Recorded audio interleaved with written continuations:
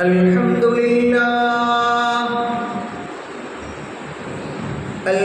لله نحمده ونستعينه ونستغفره ونؤمن به ونتوكل عليه بالغدو والآصال ونعوذ بالله من شرور أنفسنا ومن سيئات أعمالنا من يهده الله فلا مضل له ومن يضلله فلا هادي له ونشهد أن لا إله إلا الله وحده لا شريك له ونشهد أن محمدا عبده ورسوله الذي أرسله بالحق بشيرا ونذيرا وداعيا إلى الله بإذنه وسراجا منيرا வான்மறை வகுத்தளித்து இவ்வையகம் செழிக்க வைத்த வல்லோன் அல்லாஹ்விற்கே வற்றா புகழனைத்தும் இருள் சூழ்ந்த இவ்வையகத்தில் இஸ்லாம் எனும் அருளை சூழ வைத்த நட்புணத்தின் தாயகம் நமது நபிகள் நாயகம் ஸல்லல்லாஹு அலைஹி வஸல்லம் அன்னவர்கள் மீதும் அவர்களது பரிசுத்தமான குடும்பத்தினர்கள் மீதும் அவர்களது வாழ்வை தனது வாழ்வாக ஏற்று பின்பற்றி வாழ்ந்த உத்தம சத்திய சஹாபாக்கள், தாபியீன்கள், தபஅ தாபியீன்கள், இமாம்கள், நல்லவர்கள், நம்மவர்கள் மற்றும் குறிப்பாக இங்கு வீற்றிருக்கிற நம் அனைவர்கள் மீதும் அல்லாஹ்வுடைய அன்பும் அருளும் என்றென்றும் குறைவின்றி நிறைவாக நிலவுக. இறை இல்லமாம் கஅபா ஷரீஃபையும் இறை தூதுவரின் பூங்காவனமாம் ரௌலா ஷரீஃபையும் கனவிலும் நினைவிலும் கண்டு தரிசிக்கிற நல்ல நசீபனை அல்லாஹ் நமக்கும் நம் குடும்பத்திற்குமாய் அந்த நசீபை அல்லாஹ் நல்கிடுவானாக. உலகினிலே வாழுகிற பொழுது ஆரோக்கியமான நற்வளத்தையும் நற்சுகத்தையும் அகிலத்தில் யாவருக்கும் நமக்கும் நாம் நேசிக்கிற மக்களுக்கும் நம்மை நேசிக்கிற மக்களுக்கும் அல்லாஹ் தந்தருள் பாலிப்பானாக. பேரன்பு கொண்ட பெரியோர்களே, அன்பிற்கினிய சகோதர சகோதரிகளே, அமைதி நிறை அன்னையர்களே, உங்கள் அனைவருக்கும் எங்கள் அன்பின் சலாம். அஸ்ஸலாமு அலைக்கும் வரஹ்மத்துல்லாஹி வபரகாத்துஹு. புனிதமிகு இந்த தக்வா மேடையில் ஜும்மா தினத்தில் இன்று நாம் தெரியவிருக்கிற தகவல் அழைப்பு பணி, இஸ்லாத்தினுடைய அழைப்பு பணி, தஅவாவின் களம். எனவே இது குறித்து உண்டான விஷயங்களை பேசவும் பகிரவும் அதை குறித்து சிந்திக்கவும் வருங்காலத்தில் செயலாற்றிடவும் பேசுகிற எனக்கும் கேட்கிற உங்களுக்கும் அல்லாஹ் அருள் புரியட்டும். அன்பானவர்களே, இன்னத்தீன இன்தல்லாஹில் இஸ்லாம், அல்லாஹ்விடத்தில் அங்கீகரிக்கப்பட்ட ஒரு மார்க்கம், ஒரு சமய நெறி என்பது இஸ்லாமிய மார்க்கம், சுத்த சத்திய சன்மார்க்கம், தீனுல் இஸ்லாம். இந்த தீனுல் இஸ்லாமிய மார்க்கத்தை தான் நாடியவர்களுக்கு தான் நாடிய விதத்தில் அல்லாஹ் வழங்குகிறார். இது ஏதோ கேட்டு பெறுவதல்ல, அல்லாஹ் நமக்கு அருள் பாலிப்பது, அருள் புரிவது. நமக்கு பகுத்தறிவை தந்திருக்கிற, சிந்தித்து செயலாற்றுகிற ஆற்றலை, அறிவை, சிந்தனையை தந்திருக்கிற அல்லாஹ் ரப்பல் ஆலமீன் அந்த மனிதன் சிந்தித்து பலதார கொள்கையை வெறுத்து மறுத்து அவனுக்கு வழங்கப்பட்ட ஆறறிவின் மூலமாக, பிரித்தறிகிற பகுத்தறிவின் மூலமாக சுத்த சத்திய இறைவனை அவன் தேர்ந்தெடுக்க வேண்டும். அதுதான் இஸ்லாமிய மார்க்கம் என்று அல்லாஹ் ஒப்புக்கொள்கிறான். அதை குர்ஆனில் பதியவும் செய்கிறான். இன்னத்தீன இன்தல்லாஹில் இஸ்லாம். எனவே அல்லாஹ் தான் நாடியவர்களுக்கு அந்த நசீபை வழங்குகிறான். இந்த நசீபை பெற்றவர்கள் மற்றவர்களுக்கு அதை எடுத்து இயம்ப வேண்டும் என்றும் அல்லாஹ் பணிக்கிறான். அல்லாஹ் நமக்கு ஆணையிடுகிறான், ஆணை பிறப்பிக்கிறான். அந்த அடிப்படையில் நாம் பெற்றிருக்கிற இந்த இஸ்லாம், நாம் அடைந்திருக்கிற இந்த சுத்த சத்திய சன்மார்க்கம், இந்த மார்க்கத்தின் நெறிமுறைகளை நாம் அனுபவிக்கிறோம். அறிவுபூர்வமாக நாம்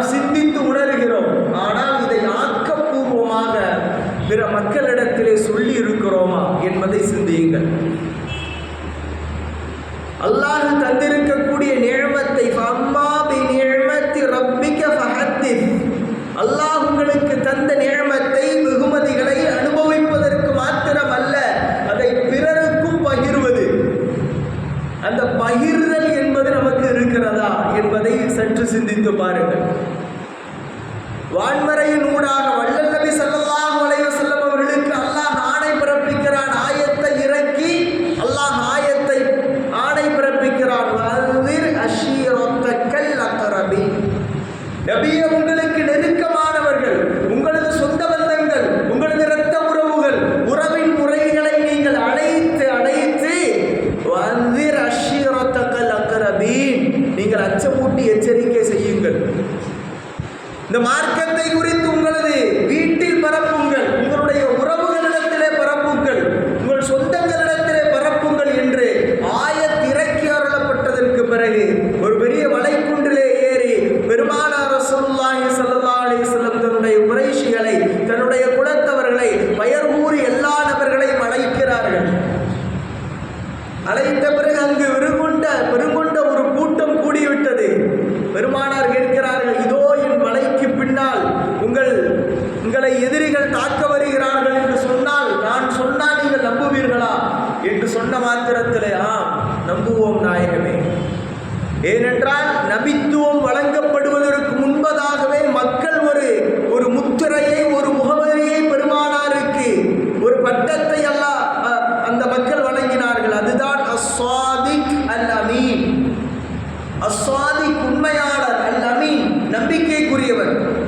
பெருமானார் ரசூலுல்லாஹி ஸல்லல்லாஹு அலைஹி வஸல்லம் அவர்களுக்கு இந்த சமூகம் அல்ல, அவர்களது கொள்கையை மறுக்கிறவர்கள், அவர்களது சித்தாந்தத்தை ஏற்க மறுக்கிறவர்கள், எதிரிகளாக நினைக்கிறவர்கள், எதிரிகள் கூட பெருமானாரை வாஞ்சையோடு வரவேற்று இது அழகுற மொழிகளால் பெருமானாருக்கு இந்த வார்த்தையை அணிவித்து அழகு பார்த்தவர்கள் அரபுகள். இது பெருமானாருக்கு சிறு வயதிலே கிடைத்த பட்டம். அல் அமீன் நம்பிக்கைக்குரியவர், நாணயமிக்கவர், அஸ்ஸாதிக் நம் உண்மையாளர். அப்புறம் நபியே, நீங்கள் சொன்னால் அது உண்மையாகத்தான் இருக்கும், நாங்கள் ஏற்போம் முஹம்மதே என்று ஸல்லல்லாஹு அலைஹி வஸல்லம் அந்த மக்கள் சொல்ல, அப்பொழுதுதான் ஸல்லல்லாஹு அலைஹி வஸல்லம் சொல்றார்கள், நாம் வழங்கிய, நீங்கள் எல்லாம் வழங்கி கொண்டிருந்த பலதாரப்பட்ட கடவுள்கள் அது அனைத்தும் பாத்தில், பொய்யானவை.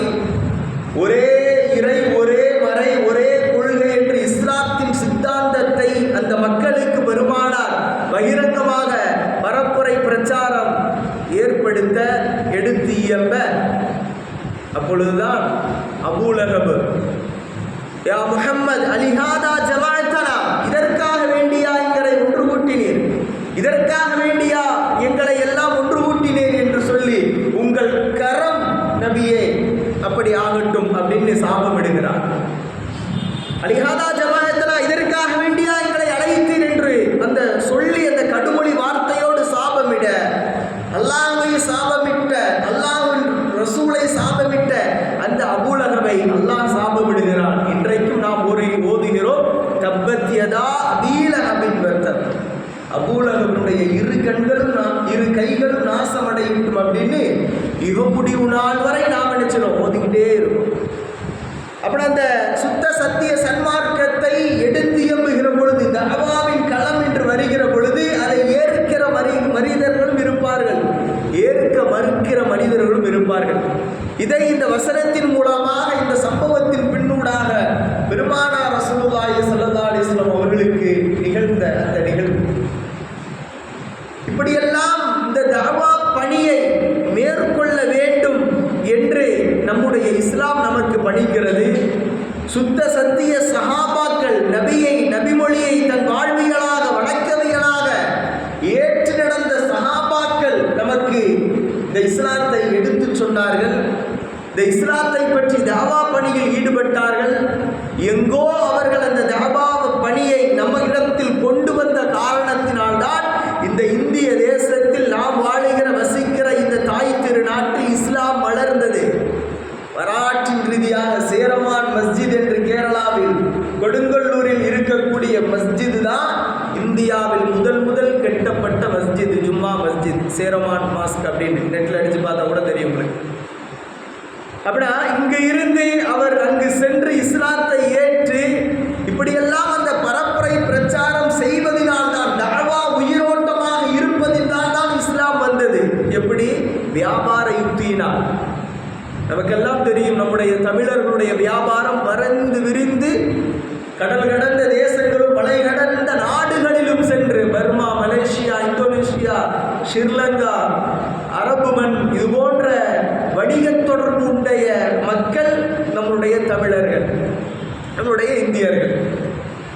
இந்தியர்களுக்கு அரபுகளுக்கே தெரியாத அரபிக் ஓஷன், அரபு பெருங்கடலுடைய சீதோஷண நிலை பக்குவங்களை எல்லாம் நன்கு தெரிந்தவர்கள் யாரு? தமிழர்கள்.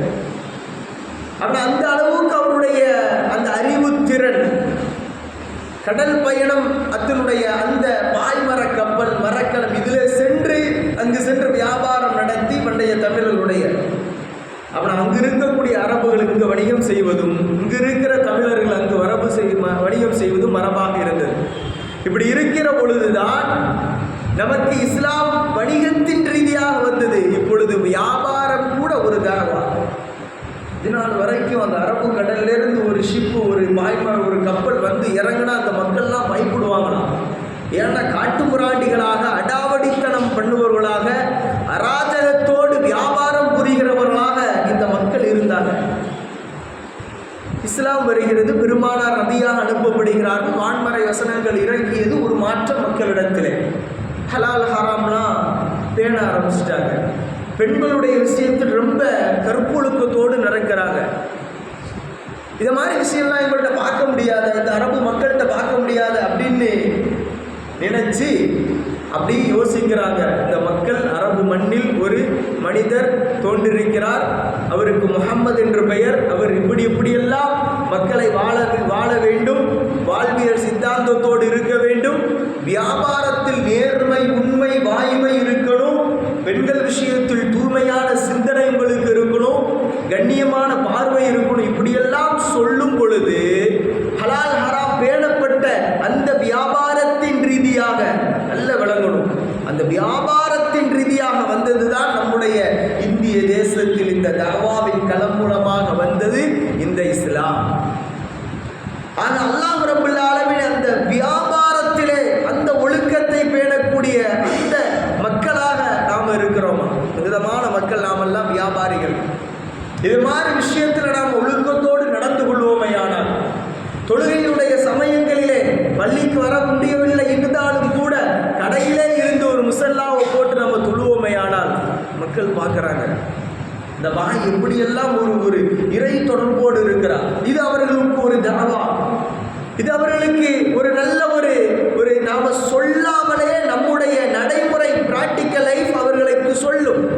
இதுதான் அன்பிற்கினியவர்களை தஅவாவின் களம். இதுபோல நாம் அமைத்திருக்கிறோம். சஹாபாக்கள் அப்படி மேற்கொண்ட காரணத்தினால்தான் இன்றைக்கு உலக அளவில், உலக அரங்கில் இஸ்லாம் பல்கி பெருகி பரவியது. ஹஜ்ஜத்துல் வதாவுல லட்சத்திற்கு மேற்பட்ட சஹாபாக்கள் பங்கெடுத்தார்கள் இறுதி ஹஜ்ஜின் போது. அதே பெருமானாரின் வஃபாத்தின் போது ஒரு 40,000 to 50,000 மக்கள் தான் கலந்து கொண்டாங்க. மீதியெல்லாம் எங்க? பல்லிகு அன்னி வலவாயா, என்னை குறித்து உண்டான ஒவ்வொரு தகவலும், சிறிய பெரிய தகவலை நீங்கள் எத்தி வைத்து விடுங்கள் என்று பெருமானார் சொன்ன மாத்திரத்திலே அப்படியே பெருமானார் ஸல்லல்லாஹு அலைஹி வஸல்லம் அவருடைய திருத்தூதர் சத்திய சஹாபாக்கள் திரு சஹாபாக்கள் அனைவர்களும் அனைத்தையும் துறந்து அல்லாஹ்வுடைய பாதையிலே அப்படியே பல்கி பெருகி வந்தார்கள். கால்நடைகளாக, ஒட்டகங்களில், கோவேரி கழுதைகளில், பாலை மண்ணை கடந்து, இப்படி மலை கடந்து வந்தார்கள். அப்படி வந்த பிறகு இந்த இஸ்லாம் பரவியது. இன்றைக்கு நமக்கு எந்த விதமான காசு பணம் செலவழிக்காமல், எந்த கஷ்டமும் இல்லாமல் பிறப்பால் கிடைத்து விட்டது இந்த இஸ்லாம். தாய் தந்தையர்களுக்கு, இஸ்லாமிய தாய் தந்தையர்களுக்கு பிறந்ததினால் இன்றைக்கு நமக்கு இஸ்லாமியர்களாக இருக்கிறோம். அதனால் வேல்யூ தெரியலை. இலவசமாக கிடைச்ச எதுவுக்கும் அதனுடைய வேல்யூ இல்லைல்ல, வேல்யூ நமக்கு புரியறது இல்லை. எனக்கு புரியுதானே? அது மாதிரி போய் வைக்கக்கூடிய சித்தாந்தம் அல்ல இந்த ஏகத்துவம் என்பது. அதுபோல நாம் புறந்தள்ளி விடக்கூடிய விஷயம் அல்ல இந்த தஅவா களம் என்பது. பெருமானார் ரசூலுல்லாஹி ஸல்லல்லாஹு அலைஹி வஸல்லம் ஒவ்வொரு இடத்திலும் தஅவாவை நிலைநிறுத்தினார்கள். ஒரு திருமண நிகழ்வா பெருமானார் தஅவாவை நிகழ்த்தினார்கள். ஒரு மரிப்பு வீடா, ஒரு இறந்த வீடா, ஒரு துக்க மனுஷன் இருக்கிற வீடா, அந்த இடத்திலும் பெருமானார் தஅவா களத்தை அதை பயன்படுத்தி ஏற்படுத்தினார்கள். மக்கள் கூடுகிற ஒவ்வொரு இடத்திலும் மக்களுக்கு தேவைப்படுகிற, மக்கள் சிந்தித்து உணரக்கூடிய அல்லாஹ்வின்பால் அந்த மக்களை இணைக்க வேண்டும் என்கிற கடமையும் கடப்பாடும் நமக்கு இருக்கிறது. நாம் என்ன செய்தோம்?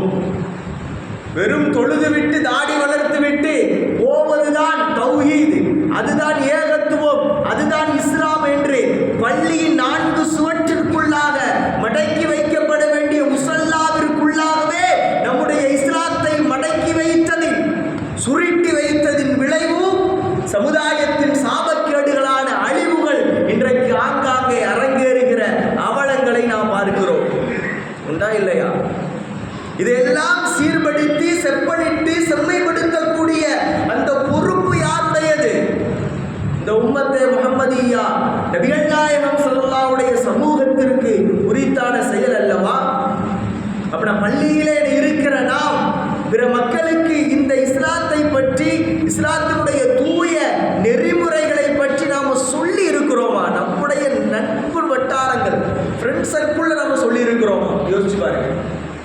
அதுவும் நம்முடைய நாடு ஜனநாயக நாடு, செக்குலரிசம் நாடு, நம்முடைய கான்ஸ்டிடியூஷன் ஆஃப் இந்தியா, நம்முடைய இஸ்லாமிக் லா, நம்முடைய இந்தியன் லாவே என்ன சொல்லுது? எல்லாருக்கும் பேச்சு உரிமை, கருத்து உரிமை, பரப்புரை, பிரச்சாரம் செய்வதற்கு உரிமை இருக்குது. எப்படி சொல்லுது பாருங்க. எப்படிங்க? ஒரு சமயத்தை குறித்து நாம் தழுவி இருக்கிற சமயத்தை குறித்து, அந்த நெறிமுறைகளை குறித்து பிற மக்களுக்கு எடுத்து சொல்வதற்கு உரிமை இருக்குது. ஆனால் அதில் ஃபோர்ஸ் பண்ணக்கூடாது. எங்களுடைய மார்க்கம் இப்படிலாம் சொல்லியிருக்கு, சாப்பாட்டு முறையா, ஒழுக்க முறை இப்படியெல்லாம் சொல்லியிருக்கு, திருமண பந்தமா இப்படி இருக்கு, வியாபாரமா இப்படி இருக்கு, வாழ்வியலா இப்படி இருக்கு, வணக்கவியலா இப்படி இருக்கு அப்படின்னு நம்ம மார்க்கத்தினுடைய நல்ல கருத்துக்களை சொல்லுங்கள். ஆனால் இதில் வாங்க ஃபோர்ஸ் பண்ணக்கூடாது. அது அல்லாஹ் சொல்றான், இக்ராஹ ஃபித்தீன், மார்க்கத்தில் நிர்பந்தம் இல்லை அப்படிங்கிறான். அப்படிப்பட்ட ஒரு நாட்டில், அந்த மண்ணில் வாழுகிற வசிக்கிற நாம் நம்முடைய நட்பு வட்டாரங்களில் தஅவாவை நாம் நிலைநிறுத்திருக்கிறோமா என்று யோசியுங்கள். நபிகள் நாயகம் ஸல்லல்லாஹு அலைஹி வஸல்லம் ஒரு மனிதருக்கு ஈமான் சென்று விடுவதற்கு, அவருடைய கல்வியில் நுழைவதற்கு என்ன பாடுபட்டார்கள்? சொல்லன்னா துன்ப துயரங்களை சந்தித்தார்கள். தாயிஃபிலே கல்லடியும் சொல்லடியும் பட்டார்கள். இப்படியெல்லாம் எவ்வளவு வேதனைக்குள்ளாக வேதனித்த பிறகு கிடைத்தது இஸ்லாம்.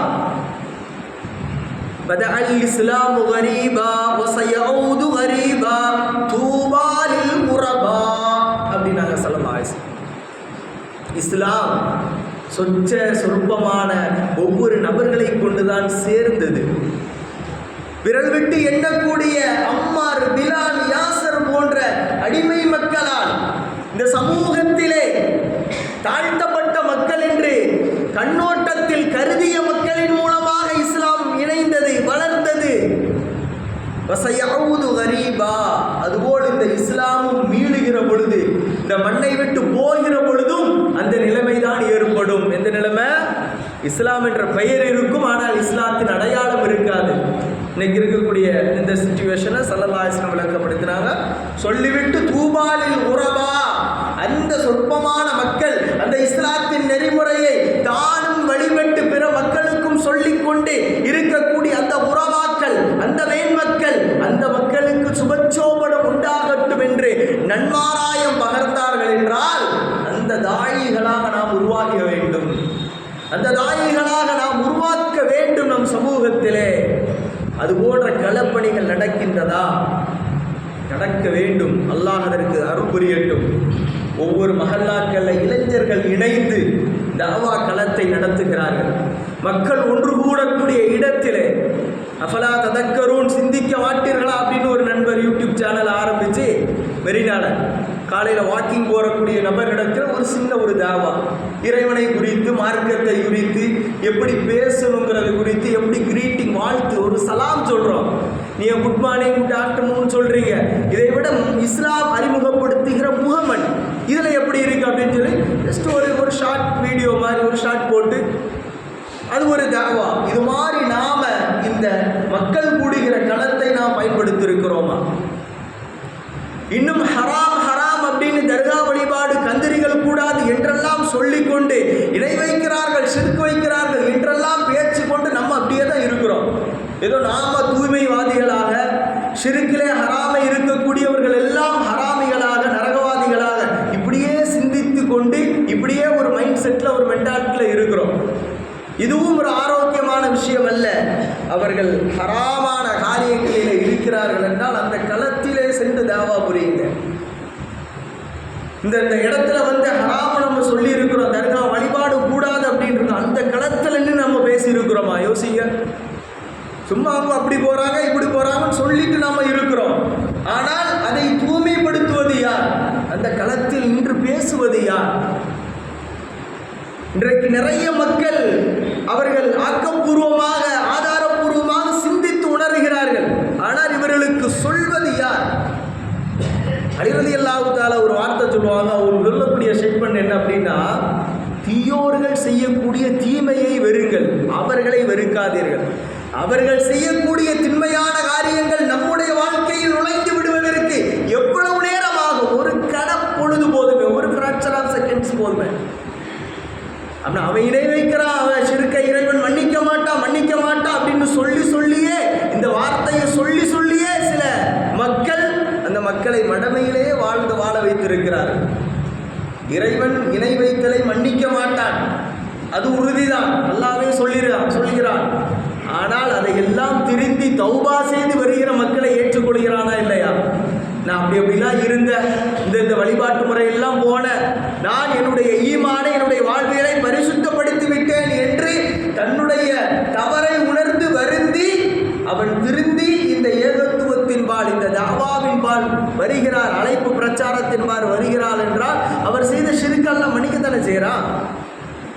சும்மா நாம ஷிர்கை மன்னிக்க மாட்டான்னு சும்மா மைக்க பிடிச்சி கத்திட்டு பேசிட்டே இருந்தா பாவம் செய்யக்கூடியவன் இன்னும் ஷிர்க் அதிகமாகத்தான் செய்வான். அப்படின்னா நமக்கு ஒரு பாவ வீழ்ச்சியே இருக்காது போல.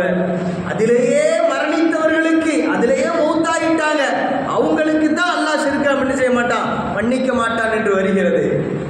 இன்னும் பெருமானார் சொன்னார்கள், அல் இஸ்லாம் எகுதிமு மாக்கான கபிலக்கும். இஸ்லாத்தில் ஒரு மனிதர் வருகிறார்னா அவர் செய்த எவ்வளவு பெரிய பாவமாகட்டும், முன்னால் செய்த எல்லா பாவமாகட்டும், அதை அனைத்தையும் அல்லாஹ் அழித்து விடுகிறான் என்றார்களே பெருமானார். அப்படி இப்படி இஸ்லாமிய மார்க்கம் இலகுவானது. இந்த இலகுவான விஷயத்தை குறித்து நாம மக்களுக்கு சொல்லி இருக்கிறோமா? பிற சமய சகோதரர்கள் தன்னுடைய வேதங்களில் சொல்லக்கூடிய விஷயத்தை துண்டு பிரசுரமாக நாமெல்லாம் பார்த்துருப்போம். கிறிஸ்தவ நண்பர்கள் மிகுதமாக இருக்கக்கூடியவர்கள் அந்த துண்டு பிரசுரத்தை அச்சிட்டு அவர்கள் விநியோகப்படுத்தக்கூடிய, ஒவ்வொரு மக்களையும் கொடுக்கக்கூடிய நபர்களை பார்க்கிறோம். குர்ஆனில் இல்லாத நல்ல விஷயங்களாகும். கூலு கௌலன் சதீதா, நல்லதே பேசுங்கன்னு வருது. பெற்றவர்களை நீங்கள் கவனிங்கள் வருது. அநாதைகளை ஆதரிங்கள் வருது. இரத்த பந்தங்களை சேர்ந்து வாழுங்கள் வருது. எவ்வளவு விஷயங்கள். விபச்சாரத்தை சிந்திக்காதீர்கள், அதன் பக்கமே நெருங்காதீர்கள் என்று வருகிறது. திருடாதீர்கள் என்று வருகிறது. இப்படியெல்லாம் ஒவ்வொரு வசனத்தை வைத்து மக்களுக்கு மத்தியிலே நாம பரப்புரை பிரச்சாரம் செய்திருக்கிறோமா? நிக்காஹுடைய நிகழ்வு நாம் எல்லாம் எல்லா மக்களோடு கூடி இணைந்து பழகுகிறோம். நாம திருமண நிகழ்வு என்று வருகிற பொழுது எல்லா மக்களும் வருகிறார்கள். அந்த இடத்தில் நாம தாவாவை நிலைநிறுத்துறோமா? அந்த இடத்தில் தாவா களத்தை நாம், இந்த மக்கள், எங்களுடைய இஸ்லாமிக் கல்ச்சர், இஸ்லாத்தினுடைய அந்த திருமண பந்தம் என்பது இப்படி இருக்குது, ரொம்ப சிம்பிளா இருக்குன்னு நம்ம சொல்லி இருக்கிறோமா? என்னைக்காவது அவன் வாய் விட்டு கல்யாணம் அப்படின்னாலே தட்டப்புடலான பிரியாணி விருந்து அது இதுன்னு போட்டு நகநட்டுகள் எல்லாம் போட்டு இப்படியெல்லாம் வரதட்சணை எல்லாம் கேட்டு ரொம்ப ஒரு கிராண்டா நடக்கும் அப்படின்ற மாதிரியே என்ன செய்யறாங்க, நினைச்சு மக்களுக்கு மத்தியிலே இந்த ஒரு மாயை இருக்கிறது. இந்த மாயையை துடைய தெரிவது யார்? அப்படி அந்த நிக்காஹ்வின் களத்தில் அந்த ஒரு 5 நிமிடம் 10 நிமிடமோ மக்களுக்கு மத்தியிலே நல்ல முறையில் இஸ்லாமிய சித்தாந்தம் திருமணத்தை எப்படி போதிக்கிறது என்று நாம் தாவாவில் ஈடுபட்டிருக்கிறோமா? ஈடுபட வேண்டும். அல்லாஹ் அருள் புரியட்டும். குறைந்தபட்சம் நம்முடைய மனைவி மக்களோடு வீடுகளிலே தாவா பண்ணியிருக்கிறோமா? நம்ம வீடுகளிலே நாம நல்ல விஷயங்களை நம்முடைய மனைவி மக்களுக்கு சொல்லி, வாய்ப்பு கிடைத்தால் ஜமாத்தோடு நம்முடைய பிள்ளைகளை, மனைவி பிள்ளைகளோடு, மக்களோடு நாம் நம்முடைய வீட்டிலே தொழுகையில் நினைத்திருக்கிறோமா? இது எல்லாம் இஸ்லாம் விரும்புகிறது, இதை இஸ்லாம் ஆதரிக்கிறது, இதை ஊக்குவிக்கிறது. அப்படி இப்படியெல்லாம் தாவாவினுடைய களத்தை அப்படி பயன்படுத்தினால்தான் இஸ்லாம் வாழும், இஸ்லாம் வளரும், இஸ்லாமிய நெறிமுறைப்படி நாம் வாழ்வோம். இன்னைக்கு மொபைலுங்கிற சிஸ்டம் இருக்கு. அந்த மொபைலை வச்சு இன்னைக்கு ஒவ்வொருவரும் புளிஞ்சர்களை நிபுணாம அப்படியே இருக்கிறோம். வீட்டுக்குள்ளே போனால் பார்த்தீங்க அப்படின்னா அக்கா ஒரு மொபைல் வச்சுருக்கா, தங்கச்சி, தம்பி, அண்ணன் அப்படின்னு வாப்பா அப்படின்னு இந்த மொபைலுடைய சிஸ்டத்திலே இப்படியே போய் போய் போய் அதுக்கு அடிக்ட் ஆகும். லிக்கரோ அல்லது ட்ரிங்கிங்கோ இது மாதிரி விஷயங்கள் மாத்திரம் போதை அல்ல, இதுக்கு இன்னைக்கு அடிக்ட் ஆகிட்டு இருக்கிறோம். அப்புறம் இதுவெல்லாம் நாம் விடுத்து அந்த கூடி இணைந்து அளவலாவி மகிழ்கிற இந்த தாவாவை நாம் நிலைநிறுத்திருக்கிறோமா என்பதை யோசியுங்கள். அப்படி செய்யாததின் விளைவு இந்த சமுதாயத்தில் இஸ்லாம் தடுக்கப்பட்ட, இஸ்லாம் அனுமதிக்காத விஷயங்களை இன்றைக்கு நம்முடைய மக்கள் செய்து கொண்டிருக்கிறார்கள். அதுதான் உண்மை. நாம் சமத்துவமாக நடக்கிறோம், சமத்துவமாக வாழ்கிறோம் அப்படின்னு சமத்துவ பொங்கல்லாம் கொண்டாடுறாங்களே, என்ன வரப்போகுது நல்ல விளங்கணும். சமய நல்லிணக்கம் என்பது, ஒற்றுமையாக வாழ்வது என்பது உன்னுடைய கருத்தை நான் ஏற்கிறேன், என்னுடைய கருத்தை நீ ஏற்கிறாய் என்று வாழ்வதல்ல. என் கருத்து உகந்தது, உன்னுடைய கருத்தை நான் என்னுடைய லைஃப்ல கொண்டு வர மாட்டேன். இதுதான் அறத்தின் பால் நிற்பதுதான் என்னது சமய நல்லிணக்கம், சகோதரத்துவம். நான் எல்லாம் ஒன்று மண்ணா பழகிறேன் அப்படின்னு சொல்லி பழகினா அது ஏகத்துவம் அல்ல. இன்றைக்கு நம்முடைய இஸ்லாமிக் காலேஜுகள் நிறைய இருக்குது. அந்த கல்லூரிகள்லாம், அந்த ஸ்கூல்கள்லாம் ஃபெஸ்டிவல்ங்கிற அடிப்படையில் மாணவர்களுக்கு ஏதோ கலை நிகழ்ச்சி அது நடத்துகிறாங்க, சரி அது ஓகே. ஆனால் அதுலேயும் நம்ம ஃபர்தா போட்ட பாத்திமா, ஆயிஷா நிற்கிறது தான் ரொம்ப வருத்தத்திற்குரியது. அதை நாம் மனதார ஏற்கிறோமே அது வருத்தத்திற்குரியது. இந்த ஓகி அப்படின்னாலே அவங்களுடைய விஷயம் என்ன அப்படின்னு பார்த்தா, கிளிதனை கழிதலும் புதியனை புகுதலும் போகி அப்படின்னு ஒரு காரணங்கள் சொல்லுவாங்க. கிழிஞ்சதை தூர போட்டுருணும், கிழிஞ்சதை தச்சு பயன்படுத்தணும்னு சொல்றது ஸல்லல்லாஹு அலைஹி வஸல்லம். கிழிதனை கழிதலும், அது நமக்கு ஒரு பொருள் வேணாம் அப்படின்னா அது அடுத்தவங்களுக்கு அது பயன்பெறும். அதை போட்டு தீயில போட்டு எரிச்சு அதோட பாவங்கள்லாம் எரியுது, இப்படியெல்லாம் சித்தாந்தம் கருத்துறது மார்க்கத்தினுடைய கருத்தா? உழ வைக்கும் பொழுது அந்த அரிசி கொதித்து, நம்முடைய நாடு அப்படின்னாலே விவசாய தேசம், நம்முடைய மண் என்பது வானம் பார்த்த பூமி, விவசாயத்தை ஆதரிக்கலாம் ஓகே. ஆனால் இவர்கள் அந்த இடத்தில் பொங்குற அந்த நிலை, ஒரு கொதிநிலை மாறி இன்னொரு கொதிநிலைக்கு அந்த உணவு வருகிற பொழுது நம்முடைய கஷ்டங்கள் மாறி, துன்பங்கள் மாறி, இன்பங்கள் நமக்கு பிறக்கும். அதனால தான் தை பிறக்கும் அப்படின்னு, வழி பிறக்கும் அப்படின்னு.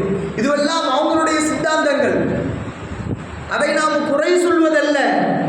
லக்கும் தீனுக்கும் வலியதீன் குர்ஆனிலே அல்லாஹ் தெளிவான மார்க்கமுங்க இது சொல்றான். உன்னுடைய மார்க்கத்தை நீ ஃபாலோ பண்ணு, பிற மதத்தை எள்ளி நகையாடாதே, அதை குறித்து விமர்சிக்காதே, அதை குறித்து நீ தவறு என்று வாதிடாதே என்று சொல்லக்கூடிய மார்க்கம் இஸ்லாமிய மார்க்கம். அப்படி அந்த ஒரு மார்க்கத்தில் இருந்து கொண்டு நம்முடைய பிள்ளைகள், நம்முடைய ஸ்டூடெண்ட்ஸ் அங்கே இருக்கிறாங்க அப்படின்னா இது எந்த ஒரு நிலைப்பாடு என்பதை யோசியுங்கள். அன்பிற்கினியவர்களே, இது போன்ற இடங்களிலே நாம் செய்ய வேண்டிய அந்த களங்கள், தஅவா களங்களை நாம் சரியாக பயன்படுத்தணும். வசதி வாய்ப்புகள் உருவாக்குவது அல்ல, அதுவாக சில சமயங்களில் உருவாகும். எப்படி பெருமானாருக்கு வாய்த்தது போல. மேராஜுடைய இரவு ரசூலுல்லாஹ் மேராஜ் விண்வெளி பயணத்தை மேற்கொண்டார்கள். விண்வெளியே வியந்து பார்க்கிற அளவிற்கு, எந்த அளவுக்கு அப்படின்னா ஒரு மலை ஏறுகிற வீரர்கள் கூட ஆக்சிஜன் லிக்விடாக வச்சு லிக்விட் ஆக்சிஜன் சொல்லுவாங்க சுவாசிப்பதற்கு, இதெல்லாம் தேவைப்படும். ஆனால் பெருமானார் 7 வானங்கள் கடந்து, அரிசை கடந்து அல்லாஹ்வை சந்தித்து வந்த அந்த ஒரு நிகழ்வு, அந்த மேராஜ் இரவு, அந்த பயணத்தை பெருமானாருக்கு மாத்திரம் அல்லாஹ் நினைச்சான் ஒரு சிறப்பான பயணமாக இப்ராஹிம் நபிக்கு கொடுத்திருக்கிறேன் அப்படின்னு அல்லாஹ் சொல்கிறவன். பெருமானாரை உடலும் உயிருமாக சென்று அல்லாஹ்வை சந்தித்தேன் அப்படின்னு அந்த மேராஜுடைய சுப்ஹானல்லதி அஸ்ரா பி அப்திஹி அப்படின்னு அல்லாஹ் அந்த சூராவில சூரத்து இஸ்ரால அல்லாஹ் சொல்லி காட்டுறான். இந்த நிகழ்வு போயிட்டு வந்தாச்சு, வந்து நான் 7 வானத்தை கடந்து அங்கே சொர்க்கம் நரகத்தை எல்லாம் பார்த்து வந்து அப்படிங்கிற ஒரு விஷயத்த சொல்கிறாங்க. சொல்லும் பொழுது அங்கே இருக்கக்கூடிய மக்கத்து குறைஷிகள்லாம் என்ன செய்யல, நம்பலைங்க, ஏற்க மறுக்கிறாங்க. உடனே ஒரு களம், தாவா களம் எப்படி உருவாச்சு பாருங்க. அங்கே இருக்கக்கூடிய மக்கள்லாம் அப்படியே போயிட்டு வரும் பொழுது, என்ன முகமது ஏதாவது காலையில் விடிஞ்சா பொழுது ஏதாவது சொல்லுவீங்களே, இன்னைக்கு ஏதாவது ஒரு விஷயம் இருக்கா அப்படின்னு இவனா நினைச்சான் கேட்குறான். ரசூலுல்லாஹ் இங்கே வர போயிட்டு வந்தவன் அதை மக்களுக்கு எப்படி சொல்லணுங்கிறத யோசிச்சுட்டு இருக்கிறாங்க. இந்த மாதிரி மைண்ட் செட்லாம் இல்லை, ஸ்பீக்கர்லாம் இல்லை, அனௌன்ஸ்மெண்ட் பண்ண முடியாது. இந்த மக்களை எப்படி கொண்டு ஊட்டுறது? ஷைத்தான் வாரான். அப்படின்னா இது பாருங்க, இது அல்லாஹ் அவன் மூலமாக நமக்கு ஏற்படுத்தி தருகிற களம். இதை ரசூலுல்லாஹ் எப்படி பயன்படுத்துறாங்க பாருங்க. அதான் நான் பார்த்தேன். ரசூலுல்லாஹ் சொன்னாங்க, நபியே நீங்கள் காலையில் பொழுது ஏதாவது சொல்லிட்டு இருப்பீங்களா, வானம் பூமின்னு அங்கே வந்துச்சு, இதே மாதிரி இது ஆயத்தெல்லாம் இறங்குச்சு, மாணவர் வந்தார் அப்படின்னு கதையெல்லாம் விடுவீல, இப்போ என்ன அப்படின்னு கேட்ட உடனே ஸல்லல்லாஹு அலைஹி வஸல்லம் அப்போ தான் சொல்கிறாங்க, ஆமாம் நான் நேற்று இரவுக்கு மேராஜ் போனேன், விண்வெளி பயணத்தை நான் மேற்கொண்டு வந்தேன் அப்படின்னு சொல்லும்போது, ரைட்டு ஏதோ நிச்சயம் சொல்கிறாரு அப்படின்னு குறைசிகள் சும்மா நடக்காமல் எல்லா மக்களையும் ஒன்று போட்டாங்க. வாங்க ஓடியாங்க முகமது ஏதோ சொல்கிறாரு பாருங்க, ஒரு கதை ஏதோ ஒன்று சொல்கிறாருங்க, ஓடியாங்க அப்படின்னு எல்லா மக்களையும் ஒன்று கூட்டும் பொழுது ரசூலுல்லாஹ் பார்த்தாங்க, ஒரு 700-800 பேர் கூட்டிட்டாங்க. கடிப்பட்டாங்க. கிட்டத்தட்ட ஒரு 700-800 பேர் கூடின அந்த கூட்டத்தை பெருமானார் ஸல்லல்லாஹு அலைஹி வஸல்லம் அல்ஹம்துலில்லாஹ் அப்படின்னு ஹம்து ஸலவாத் சொல்லி ஸல்லல்லாஹு அலைஹி வஸல்லம் ஆரம்பிக்கிறார்கள். நான் நேற்றிரவு மேராஜ் போய் அல்லாஹ்வை சந்தித்து வந்தேன், உங்களுக்கு தொழுகை என்பது அஸ்ஸலாத்துல் மேராஜுல் முஃமினீன் சொன்ன உடனே எல்லா மக்களும் அதில் நாடியவர்கள் ஈமான் கொண்டார்கள். அப்படின்னா இது யாருடைய சாமர்த்தியங்க? அப்படின்னா அல்லாஹ் இந்த களத்தை, மக்களின் கூட்டத்தை அல்லாஹ் தந்தா, அந்த பெருமானார் எப்படி பயன்படுத்துறாங்க பாருங்க. பெருமானாரே யோசிச்சுட்டு இருக்காங்க என்ன செய்யலாம். அப்பொழுதுதான் சித்திக் அபூபக்கர் ரலியல்லாஹு அன்ஹுவுக்கு சித்திக் என்ற பெயர் அப்பதான் வருது. உண்மையாளர், உண்மைப்படுத்தி வைக்கிறவர். டைரக்டா சொல்லலை அபூபக்கர் சித்திக் நாயகத்திற்கு ரசூலுல்லாஹ் சொல்லலை, எப்படி மேராஜுக்கு போயிட்டு வந்தெல்லாம் சொல்லலை, செவிவழி செய்தியாக என்னங்க உங்க தோழர் அங்கே போயிட்டு இருக்காரு, இங்கே போயிருக்காரு, அதை பார்த்தேன் இதை பார்த்தேன்னு சொன்னாரு அப்படின்னு சொன்ன உடனே முஹம்மது ஸல்லல்லாஹு அலைஹி வஸல்லம் சொன்னாங்களா, அவர்கள் சொன்னால் உண்மையாகத்தான் இருக்கும், எது உண்மையோ அதைத்தான் அவர்கள் சொல்லுவார்கள் அப்படின்னு சொல்லும் பொழுது, அந்த சித்தீக்குல் அக்பர், சித்தீக் அப்படின்னாலே உண்மைப்படுத்தி வைக்கக்கூடியவர்கள், தானும் உண்மை என உணர்ந்து உண்மைப்படுத்தி வைக்கிறவர்கள். ஆனால் இந்த சித்தாந்தம், இந்த தாவாவுடைய களம், இந்த ஒரு நெறிமுறை, இந்த ஒரு பண்பாட்டு சூழல் நமக்கு இருக்கிறதா என்பதை நினைத்து பாருங்கள். பொதுவாக யாம் பெற்ற இன்பம் பெருகை வையகம் என்று சொல்லுவார்கள். அந்த அடிப்படையில் நாம் வாழுகிறோம் இந்த இஸ்லாமிய மண்ணிலே, இந்த இஸ்லாத்தினுடைய மார்க்கத்திலே, இந்த இஸ்லாத்தினுடைய சமய நெறிமுறையை நாம் பின்பற்றி வாழ்கிறோம் என்றால் இது நமக்கானது மாத்திரம் அல்ல. இன்னும் இந்த இஸ்லாமிய மார்க்கம் என்பது பள்ளிகளுக்குள் மாத்திரம் அல்ல, பிற மக்களுக்கும் வாழ்வியலாக, வணக்கவியலாக எடுத்து சொல்ல வேண்டிய கடமை, கடப்பாடுகள் இருக்கிறது. ஒரு நகைச்சுவாக ஒரு செய்தியை சொல்லுவாங்க பாருங்க. ஒரு ஆச்சியார் என்ன பண்ணாரு, பள்ளியாசல் நல்லா தொழுது நெத்தியெல்லாம் காய்ச்சி எடுத்து தாடி இடி எல்லாம் இருக்கிறாரு. ஆனால் இந்த மாட்டு வண்டியில் இந்த வைக்கப்போர் கொண்டு போகும் பொழுது அந்த மாட்டு வண்டியில் வைக்கோட உருவுறாரு. இந்த சின்ன பிள்ளைங்க ஏதாவது கரும்பு போனால் அல்லது ஏதாவது போனால் விளையாட்டு உரி விளையாடுவாங்களா என்ன? அப்போ இதை ஒரு பார்த்த ஒருத்தர் கேட்குறாரு, என்னங்க ஆச்சியார் நீங்கள் நல்ல தொப்பி தாடிமா பள்ளியாசலில் கரெக்டாக ஐவேளை தொழுகையில் இருப்பீங்களே கரெக்டாக அப்படின்னு சொல்ல இந்த ஆச்சியார் விளக்கம் சொன்னாராம். இது ஒரு காமெடியாக சொல்லுவாங்க, இது எதில் ஆதராருன்னு கேட்டுறாரு, காமெடியாக சொல்லுவாங்க. அப்போ அவர் சொன்னாரா, ரொம்ப குழப்பாதீங்க, கன்ஃபியூஸ் ஆகாதீங்க பாய், தொழுவுற அல்லாவுக்கு, வைக்க போல திருடுற மாட்டுக்கு அப்படின்னாரு. அப்படின்னா இங்கே மட்டும் உங்களுக்கு இபாதத் இல்லை, இங்கே மட்டும் இல்லை, நம்ம வளர்க்குற ஆடு மாடுக்கு அடுத்தவங்க கொண்டு போகிற வைக்கப்போல உரிவு கொடுக்குறதா, அது ஹராம் இல்லை. அப்படின்னா இவர் இந்த விளக்கம் சொன்னார். எங்க ரெண்டையும் போட்டு கன்ஃபியூஸ் பண்ணாதீங்க, அது வேறு இது வேறுனார். எதுவுமே அல்ல, நாமெல்லாம் இது காரணத்தை சொல்லிக்கலாம். ஆனால் அல்லாஹ்விடத்தில் எந்த காரணம் சொல்ல முடியாது. இஸ்லாம் என்பது மஸ்ஜிதில் மாத்திரமல்ல, குடும்பத்தின் மூலம் மாத்திரமல்ல, நம்முடைய வார்த்தையில், நம்முடைய சொல்லில், நம்முடைய செயலில், நம்முடைய நடத்தையில் அனைத்திலும் தாவா இருக்கிறது. அந்த தாவாவை மனதார ஈடுபட்டு அல்லாஹ்வுக்காக வேண்டி அர்ப்பணிப்பு உணர்வோடு நாம் வாழ்வோம். நாம் இந்த இஸ்லாத்திலே வந்திருக்கிறோம், இந்த இஸ்லாத்திற்காக என்ன நீ களப்பணி ஆற்றினாய், அதற்காக வேண்டி நீ என்ன பாடுபட்டாய் என்று அல்லாஹ் நம்மிடத்தில் கேட்கப் போகிறோம். அதற்கு என்ன பதில் வைத்திருக்க போகிறோம் என்பதை நான் என் சிந்தனைக்கும் உங்கள் சிந்தனைக்கும் தருகிறேன். வாஹிர் தாவானா அல்ஹம்துலில்லாஹி ரப்பில் ஆலமீன். அஸ்ஸலாமு அலைக்கும்.